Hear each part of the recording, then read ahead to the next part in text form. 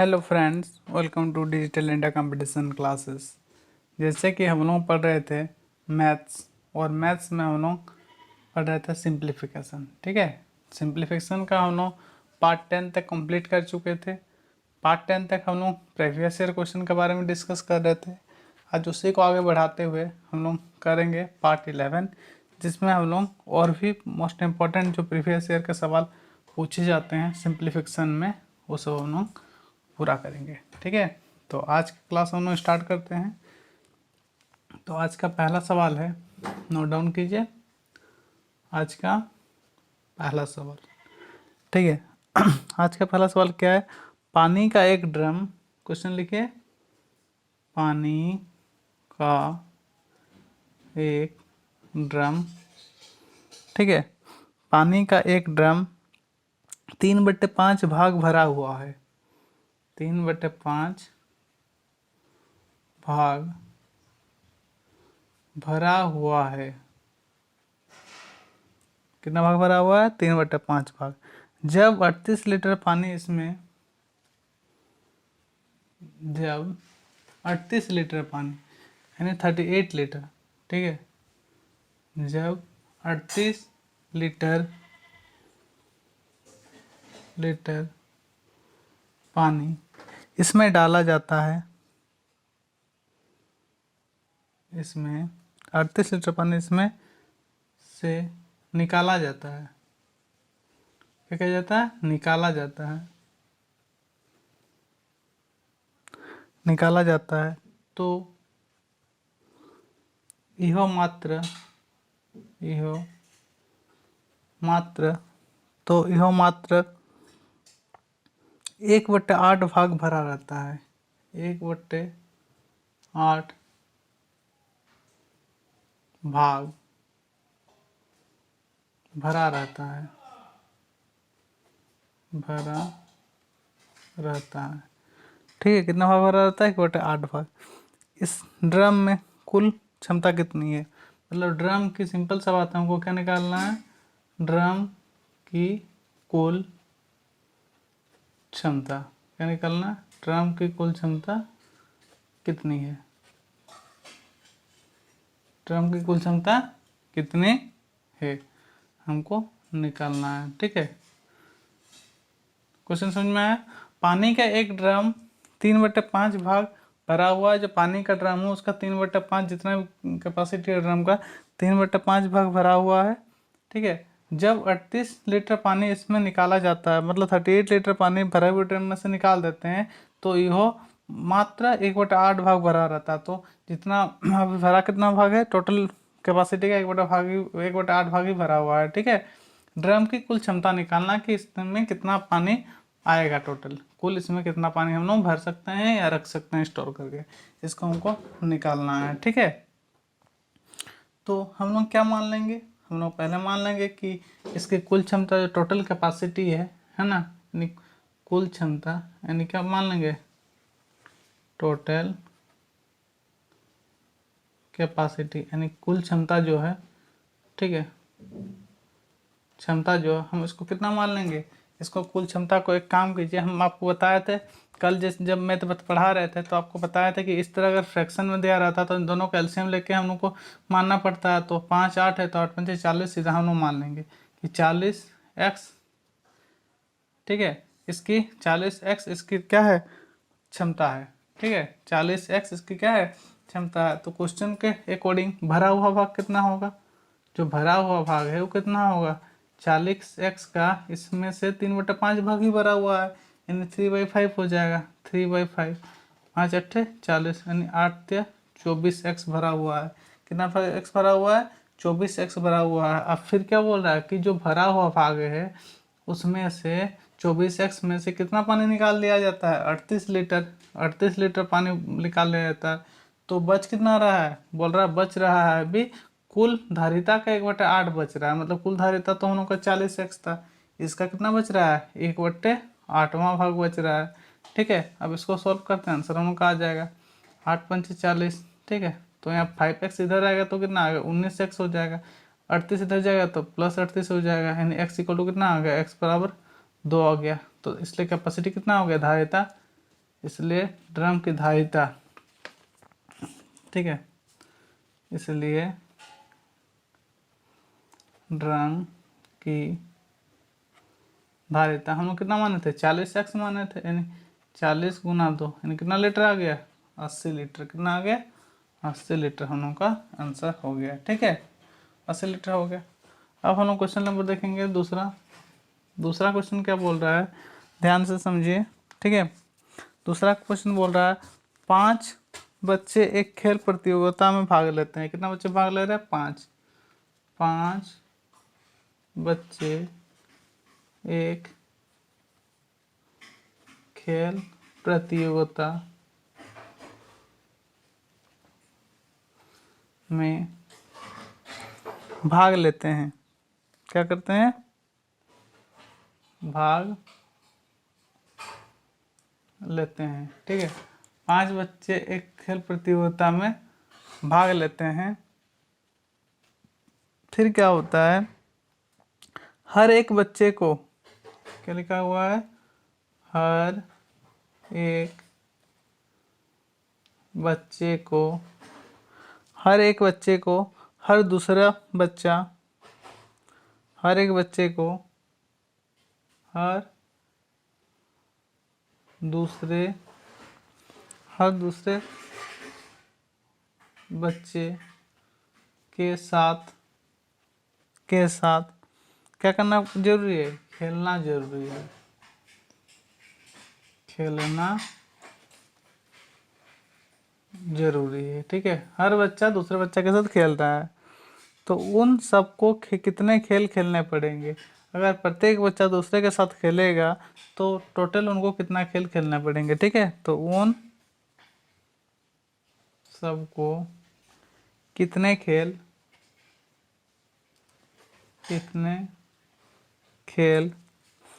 खेलने पड़ेंगे,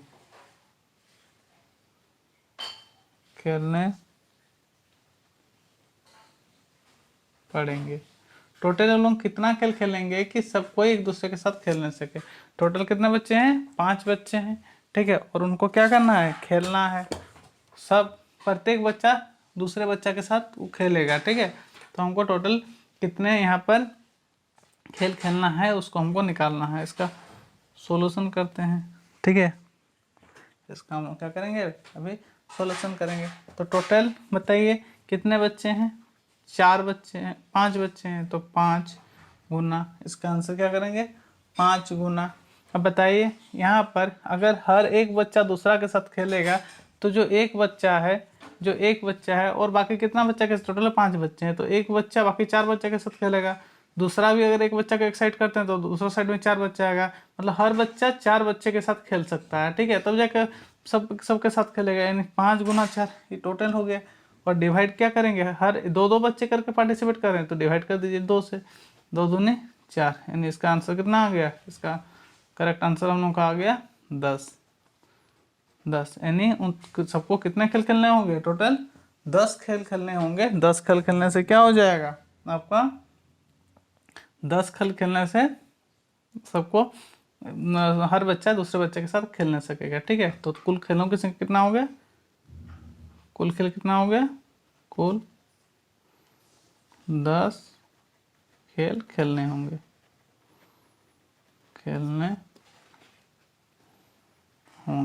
कोई डाउट यहाँ तक नहीं है। अगला सवाल हम लोग देखते हैं। ठीक है,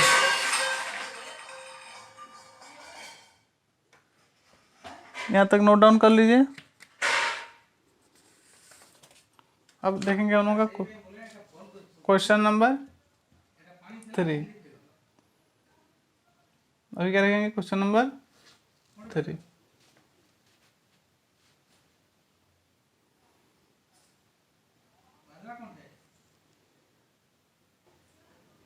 क्वेश्चन नंबर 3 देखिए क्या लिखा हुआ, एक खंबे को स्थापित करने की लागत 100 रुपया है। एक खंबे को स्थापित मतलब लगाने की लागत है ना, स्थापित करने की लागत कितना रुपया है, 100 रुपया है। एक खंबे को स्थापित करने की लागत 100 रुपया है, ठीक है। एवं जो स्थापित खंबे हैं, एवं खंबे से, जो स्थापित खंबे है उससे, यानी खंबे से तार खींचने की लागत, तार खींचने की लागत, तार खींचने की लागत 50 रुपये प्रति किलोमीटर है। कितना है? 50 रुपये पर किलोमीटर है, यानी 50 रुपये प्रति किलोमीटर इसका लागत लग रहा है, ठीक है। खंभों को 1 किलोमीटर की दूरी पर स्थापित किया जाना है। जितने खंबे लगाएंगे सब कितना दूरी पर रहेंगे? 1 किलोमीटर पर, यानी क्वेश्चन लिखिए, खंबे को 1 किलोमीटर की दूरी पर स्थापित करनी है, ठीक है। कितना दूरी पर स्थापित करनी है? 1 किलोमीटर की दूरी पर करनी है। तो 9 किलोमीटर की दूरी के लिए खंभों पर, क्वेश्चन आगे लिखते हैं, 9 किलोमीटर की दूरी के लिए, 9 किलोमीटर की दूरी के लिए खंभों पर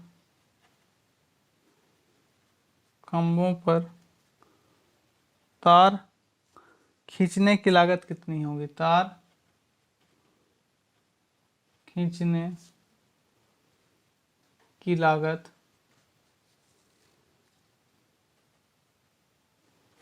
कितनी होगी, ये हमको निकालना है, ठीक है। तो इसको हम शॉर्ट ट्रिक से देखते हैं कि किस तरह हम इजीली, ठीक है, शॉर्ट ट्रिक से सॉल्व इसको कर पाएंगे। जैसे कि एग्जाम में आपका समय ना कि बिल्कुल बराबर लगे, बहुत ही कम समय में आप इसको सॉल्व करते हैं। क्वेश्चन दिख रहा है बड़ा, लेकिन आप इसको बहुत ही जल्दी, बहुत ही कम समय में सॉल्व कर सकते हैं। क्वेश्चन है बहुत ही इजी क्वेश्चन है, ठीक है। क्वेश्चन क्या बोल रहा है? एक खंबे को स्थापित करने की लागत 100 रुपया है। अगर हम एक खंबा स्थापित कर रहे हैं, लगवा रहे हैं, तो कितना रुपया लग रहा है? टोटल 100 रुपया लग रहा है, ठीक है।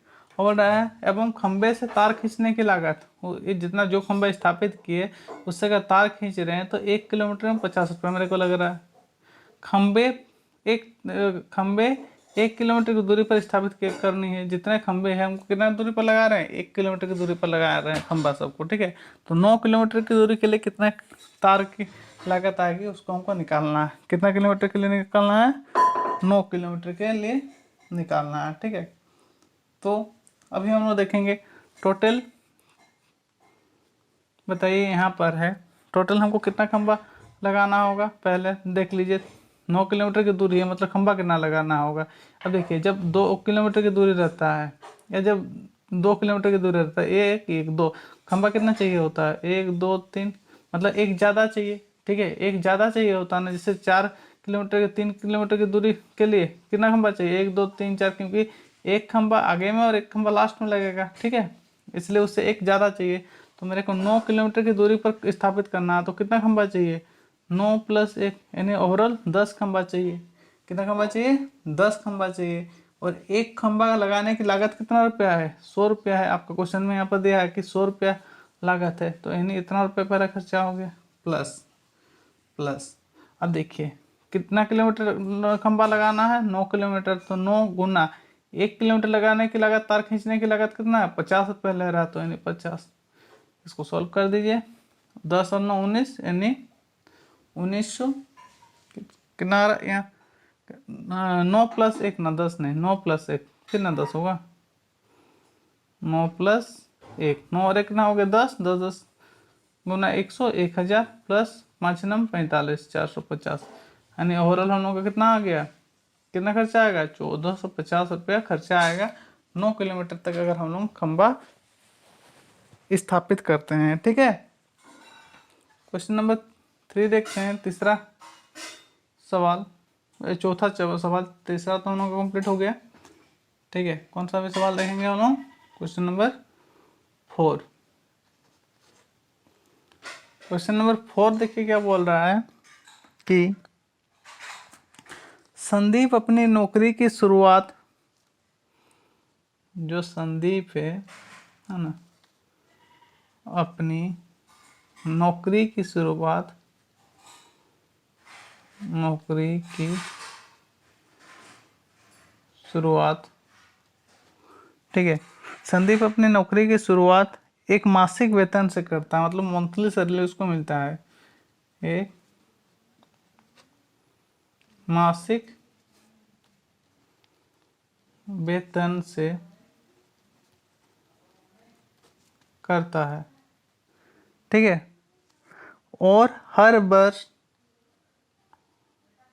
और हर वर्ष, और हर वर्ष एक निश्चित वेतन, एक निश्चित वेतन, और हर वर्ष एक निश्चित वेतन वृद्धि प्राप्त करता है, वृद्धि प्राप्त करता है, ठीक है। यदि 4 वर्ष, यदि 4 वर्ष बाद उसका, यदि 4 वर्ष बाद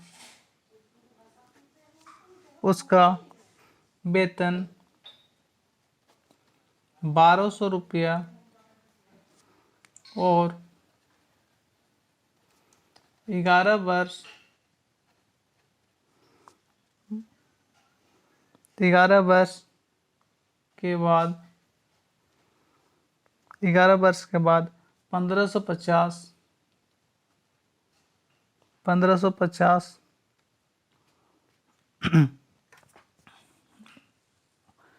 1550 था, तो उसका शुरुआती वेतन क्या था, मतलब प्रारंभिक वेतन, तो उसका प्रारंभिक या शुरुआती वेतन क्या था, मतलब स्टार्टिंग में उसका सैलरी कितना था उसको हमको निकालना है। क्वेश्चन को ठीक से समझिए। संदीप क्या करता है, संदीप अपनी एक नौकरी की शुरुआत करता है, इसमें उसको मंथली सैलरी मिलता है, और हर वर्ष, ठीक है, जितना वर्ष है सभी वर्ष एक निश्चित वेतन उसका वृद्धि भी होता है, ठीक है, वेतन बढ़ रहा है। यदि 4 वर्ष बाद उसका वेतन, 4 साल बाद देख रहा है, उसका वेतन कितना हो जाता है, 1200 रुपया हो जाता है। 11 साल बाद उसका वेतन 1550 हो जाता, तो उसका शुरुआती वेतन, मतलब स्टार्टिंग के टाइम जब उसने नौकरी स्टार्ट किया था तब उसका वेतन कितना था, ठीक है, क्या निकालना है, तो उसका वेतन कितना था, ठीक है। तो हम यहाँ देखिए दिया हुआ है कि आपका 7 वर्ष में कितना हो रहा है वेतन, यहाँ पर बोल रहा है कि 4 वर्ष बाद उसका वेतन इतना था और 11 वर्ष बाद इतना था, तो 11 वर्ष बाद कितना है उसका वेतन, पहले सोल्यूशन कर लिख देते हैं। यहाँ पर 11 वर्ष बाद कितना है, after 11 years his salary is कितना आ रहा है, 11 वर्ष बाद उसका वेतन कितना आ रहा है, यहाँ पर देखिए 1550 रुपया, और आपका 4 वर्ष बाद कितना वेतन था, 4 वर्ष बाद उसका वेतन कितना था, 1200 रुपया था, अर्थात इन दोनों में, ठीक है, यानी 11 वर्ष बाद इतना था, 4 वर्ष बाद इतना, तो बीच का जो टाइम है यानी 7 वर्ष में, जो 7 वर्ष हो गया उसमें उसका वेतन अब कोई सवा था 350 रुपया बढ़ा होगा, ठीक है, यानी एक वर्ष में कितना बढ़ रहा है, अगर 7 वर्ष में 350 बढ़ता है तो 7 पंचे 35, 50 रुपया एक वर्ष में बढ़ेगा। अगर एक वर्ष में 50 रुपया बढ़ गया उसका वेतन, तो बताइए पहले शुरुआती 3 वर्ष में कितना बढ़ेगा, 3 वर्ष में कितना वेतन बढ़ेगा उसका, 3 गुना 50, यानी 50 तीन 150 रुपया उसका 3 वर्ष में बढ़ जाएगा, ठीक है, कितना बढ़ेगा, 150 रुपया 3 वर्ष में बढ़ जाएगा। तो स्टार्टिंग वेतन क्या होगा, इसलिए जो उसका स्टार्टिंग वेतन होगा यानी आरंभिक वेतन कितना होगा। अब देखिए 4 साल बाद उसका सैलरी 1200 हो गया था, ठीक है, कितना हो गया था 1200 हो गया।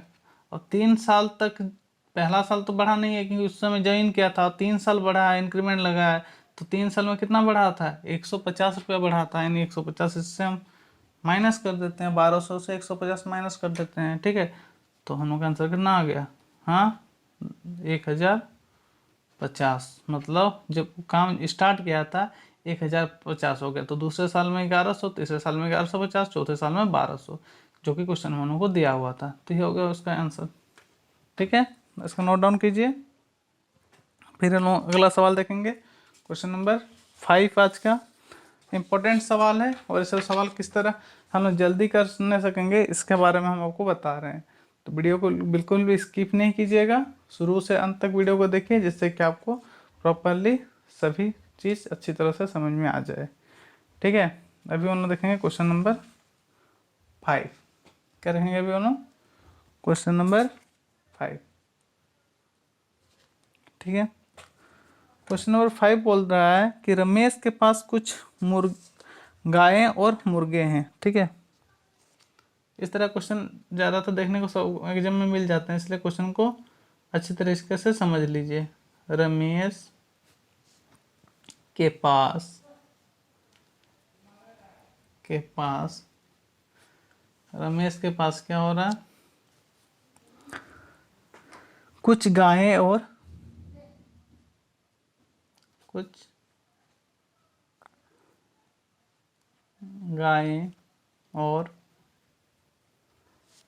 मुर्गे हैं, ठीक है। रमेश के पास कुछ गायें और मुर्गे हैं। यदि कुल सिरों की संख्या, यदि रमेश क्या करता है, कुल सिर गिनता है कि उसके पास कितने सिर हैं, ठीक है। यदि कुल सिरों की संख्या, यदि कुल सिरों की संख्या कितना हो 48 हो, तथा ठीक है पैरों की संख्या, जो वहाँ पर टोटल जीव है उनमें जो पैरों की संख्या है, पैरों की संख्या 140 हो, ठीक है, तो हमको बताना है। तो जो रमेश है, यानी उसके पास, यानी रमेश के पास कुल कितने मुर्गे हैं, यानी कितने मुर्गे हैं। आपको एग्जाम में कितने गायें हैं भी पूछ सकता है, यहाँ पर क्वेश्चन पूछा गया कि कितने मुर्गे हैं आपको निकालना है, ठीक है। तो यहाँ बहुत ही इजी क्वेश्चन है, देख लीजिए।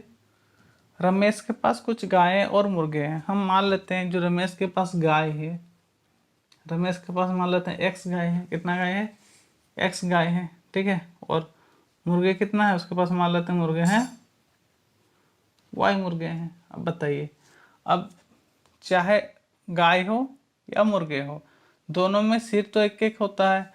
गाय में भी एक सिर होता है, मुर्गे में भी एक सिर होता है। टोटल गिनने से सिरों की संख्या कितना यहाँ पर दिया है क्वेश्चन में, 48 दिया हुआ है। अर्थात x प्लस वाई, यानी इसका जितना सिर है प्लस मुर्गे वाई है।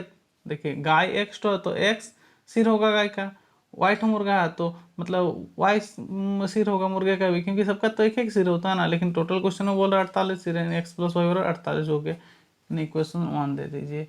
और तथा हम लोग क्या लिख सकते हैं, देखिए अब पैर की संख्या आपका 140 है।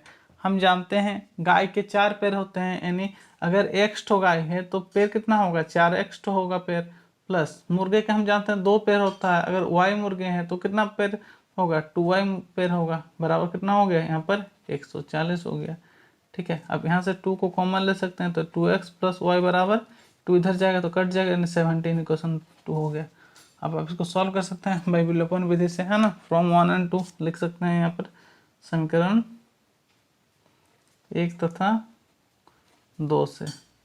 अगर इसको इससे घटाव कर देते हैं 2x माइनस एक्स, खाली x हो जा रहा है, वाई वाई कट जाएगा, यानी x बराबर कितना आ रहा है 70 माइनस 48, 70 माइनस 48 आ रहा है, यानी हम लोग को कितना आ गया x बराबर यहाँ पर 20 और 2 22, x बराबर कितना आ गया 22 आ गया। हमको निकालना है तो मुर्गे की संख्या y निकालना है, तो इसलिए y बराबर कितना आ गया समीकरण 1 से 48, प्लस x इधर जाएगा तो यानी माइनस y होगा, यानी -22, यानी कितना आ रहा है 26। कितना आ गया हम लोगों का 26, यानी हम लोगों का आंसर हो गया 26। कितना आ गया आंसर हम लोगों का 26। ठीक है, यानी मुर्गे की संख्या कितना थी 26 थी। ठीक है, अगला सवाल देखते हैं, क्वेश्चन नंबर 6, और आज का आखिरी सवाल रहेगा ये वाला। ठीक है, और फिर हम लोग कल कंटिन्यू क्लास करेंगे। क्वेश्चन नंबर 6 क्या है देखिए, और एक तो इस तरह क्वेश्चन कर लेते हैं क्योंकि इम्पोर्टेंट सवाल है। ठीक है, इसलिए और एक तो इस तरह का सवाल हम लोग देखेंगे। लिखिए, एक व्यक्ति के पास कुछ मुर्गे और खरगोश है। एक व्यक्ति के पास कुछ मुर्गे एवं खरगोश, एक व्यक्ति के पास कुछ मुर्गे एवं खरगोश हैं। ठीक है, वह व्यक्ति क्या करता है, इन लोगों को गिनता है। ठीक है, यानी यदि इनके इनके सिरों की संख्या 75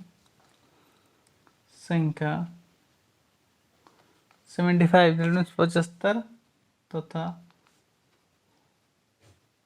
पैरों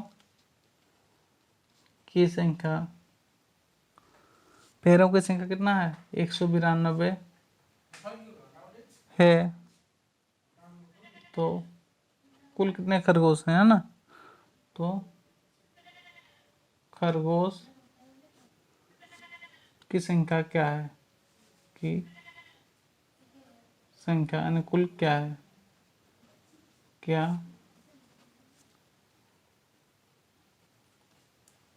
है, इसको हमको क्या करना है, सॉल्व करना है। देखिए, ये आज का लास्ट सवाल है, इसको बना लेते हैं।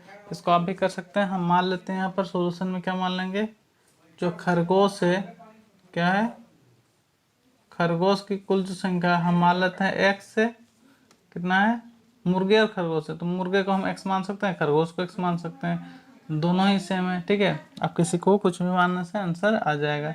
चलिए, मुर्गे पहले दिया तो पहले मुर्गे मान लेते हैं। मुर्गे को मान लेते हैं हम लोग, मुर्गे को मान लेते हैं x, और खरगोश तो कितना हो जाएगा y।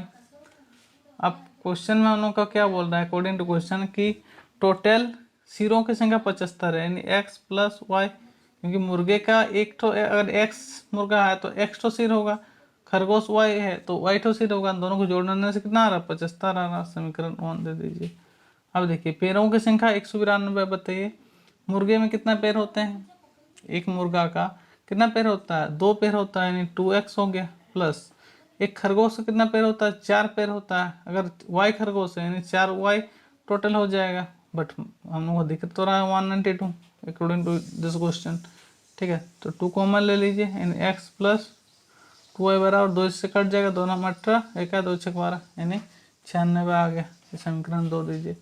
फ्रॉम 1 and 2, यानी समीकरण 1 तथा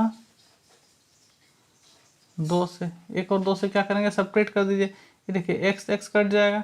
ठीक है, अब 2y से y घटेगा, इधर 2y माइनस वाई, ये 96 माइनस 75 हो गया, यानी y बराबर कितना आ रहा है, सेपरेट करेंगे तो कितना आ रहा है 1, और यहाँ पर 21, यानी खरगोश कितना थे 21 खरगोश थे, यानी खरगोश की संख्या हम लोग कितना हो गया 21। ये आपका, इसलिए खरगोश कितना हो गया, खरगोश की संख्या हम लोग का कितना हो गया 21 हो गया, 21 हम लोग का आंसर आ गया। इसको नोट डाउन कीजिए, खरगोश की संख्या कितना हो गया 21 हो गया। यहाँ तक सबको समझ में आया होगा। आई होप आप सबको वीडियो पसंद आया होगा। अगर वीडियो पसंद आया तो वीडियो को लाइक, शेयर और चैनल को जो अभी तक सब्सक्राइब नहीं किए हैं सब्सक्राइब जरूर करें। ठीक है, और अपने दोस्तों के साथ शेयर करना बिल्कुल भी ना भूलें। ठीक है, ज़्यादा से ज़्यादा जो भी आप सोशल मीडिया के अकाउंट चलाते हैं उसमें ज़्यादा से ज़्यादा शेयर कीजिए। ठीक है, आज के लिए इतना ही। Thank you, good bye.